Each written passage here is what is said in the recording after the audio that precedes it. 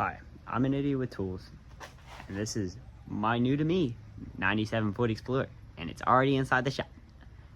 I have a good idea why it is, and I'm gonna try to claim that if it is the issue. So this is the 4.0 and the V6 SOHC, some bullshit like that. Anyways, very dumb design.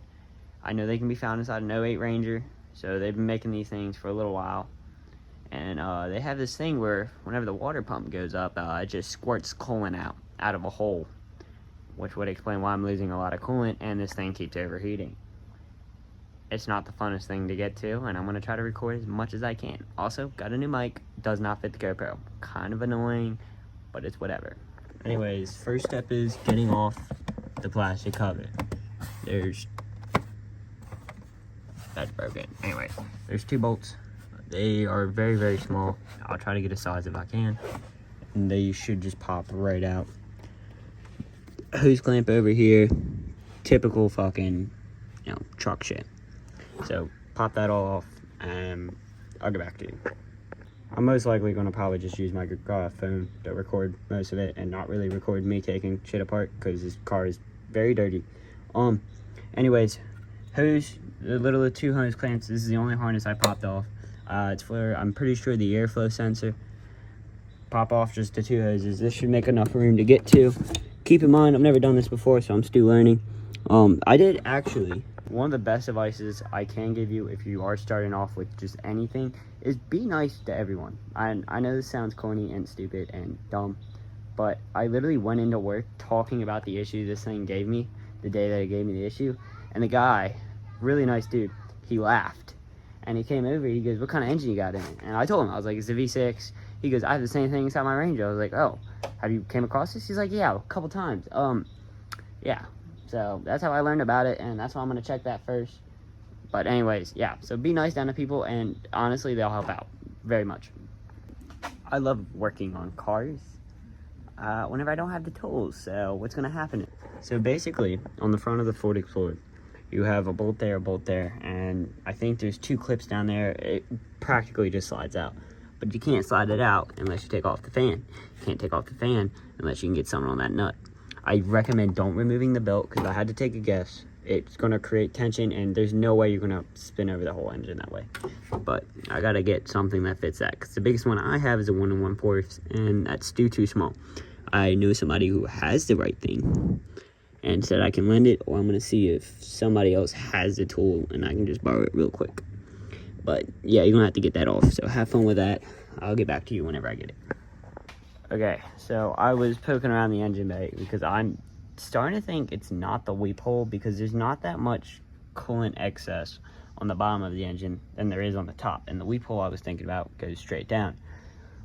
I think I blew a line somewhere near my thermostat, because there's a bunch of coolant on top and there's a bunch of faulty hoses. So before I go on around here ripping shit apart, what I'm gonna do is I'm gonna pop open the radiator. I'm gonna just push water through it, see if anything shows itself that way. If not, I'm going to just start up the engine and see where it's coming out of, because it's got to be coming out of somewhere. I think I blew a line, but I gotta find which line, and I'll get back to you whenever I do that. And just like I suspected, I was already misled, and this fix isn't that bad. So I took a hose and I just kept running it through, because eventually the water will push its way through. And I held one there, kinked it so it wasn't getting everywhere, and tried following where I saw the leak from. And I started seeing it drip down there, and then I followed it up here, and I was like, well, damn, that's kind of high up. And then I was like, saw it come out of one of these wires over here. I was like, wait, that's a wire, that's not water. And then I went like this, and I said, well, I take it like that. And my thermostat housing just has a complete fucking hole in it. So that's actually not a terrible fix, because my thermostat housing is right there. So let me go see if I can find the parts for it and get that replaced, and it should be back on the road, baby. I didn't choose mechanic life. It chose me, because I can't get behind driving something newer. I drive shit boxes because it teaches you things. I don't gotta sell my kidney, and it makes me cry myself to sleep every night. Anyways, I'm gonna go see if I can find the part for this.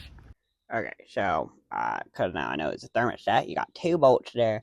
I'm going to see if I can get away with just removing the hose, sliding the hose out of the way, and then just using like a wrench or something to get down to those 2 bolts. I doubt it's going to work, but I'll get back to you if it does. So remove those 2. Well, fix the rest of this because you didn't need to. Well, actually, no. That would still make it easier. You got to remove that. Remove those 2 bolts. And let me show you if I can wiggle something out of in there. Okay, as you can see, that took me very, very long to get to. I just did it all. It would have been so hard to get this bitch on the GoPro where you could actually see something, so I'm going to explain it to the best of my ability. I am an idiot, so keep that in mind. I'm not a professional mechanic. First, you can get it out without removing this whole top assembly. It would have been way easier if I just pulled that shit off, or at least unbolt it and it would have slid off. Anyways, first of all, whoa, that's gunky. Ew. Okay, whatever. Sorry, sidetrack. So there's 3 bolts that really hold this thing on. To get down to those 3 bolts, you have to take off the top part of the housing. So those are also 3 bolts. Those are 10 mils. You got to remove this hose that connects from there down to the top of the housing. That I fought for a while. That hose is on there. Godspeed to you, my brother. Then there's a bottom hose. That one came off really, really easy. Then there's 3 bolts. Here's a bolting pattern. It's this bolt here, this bolt here, this bolt here.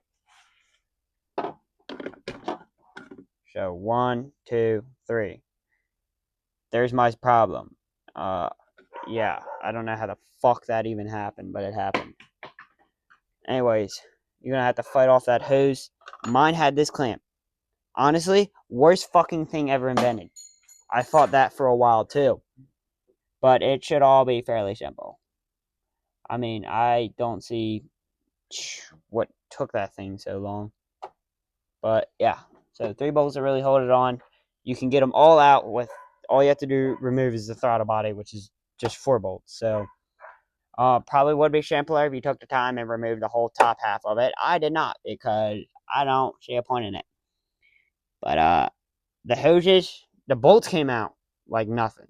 It was the hoses that I fought for the longest time.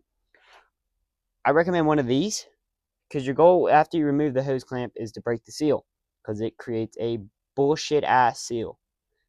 One of these goes great. They're called spoons, I think. I don't know, mine Snap-on. It came out of kit. You just go in it, break the seal. You can also use dikes. Don't cut it, but use it as a wedge. So you're gonna cram it in there and pry it off. That helped a lot. And pliers, needle noses. I stuck them in there because some of those hoses you're not getting to. The hardest part about this whole thing was the hoses. I fucking got off the connections like nothing, and I got out the bolts like nothing. I fought those fucking hoses. So beware whenever you do this. Now that I have out the part, I'm going to go order up a new one. Well, probably is going to be a little bit later off inside the week because I'm a broke motherfucker. And I probably wouldn't be so broke if I bought a car that could get me from point A to point B. I heart shit boxes. Anyways, yeah. So what I'm going to end up doing is ordering the part, and I'll take some little quick clips of me putting it on. It was very, very hard. I struggled a lot. I'm also not that intellectual. I almost said the R word, which probably would have pissed off a lot of people. But yeah. I'll record me putting on a new one later. Whenever it comes in, which will probably be a couple days for me. And 30 seconds for you. No, not even, like 5 seconds. But I'll get back to you. And just like that, what took you guys 0 days took me 3 days. But I managed to get the part from the store that 9 times out of 10 has the parts, but it's a 50-50 shot if the part's actually local. So I'm going to get that thrown in, might cut in here and there if I find any struggles or difficulties, and get back. I did start it before I recorded it because I'd be pretty upset if I did all this for nothing. As you can see, it's no longer leaking out of that spot anymore. Now the only reason it sounds like that, like it's starting to like try to die then come back and all that, that's due to it has one of the sensors are faulty. I think it's the idle air. Maybe the thought about it. I don't remember. I can't believe I only had this car for a day and it already broke. And that was the most random break I've ever seen. But he's fixed. For how long? Thank you guys for watching. Hope you all have a good day. I'll see you whenever something else breaks.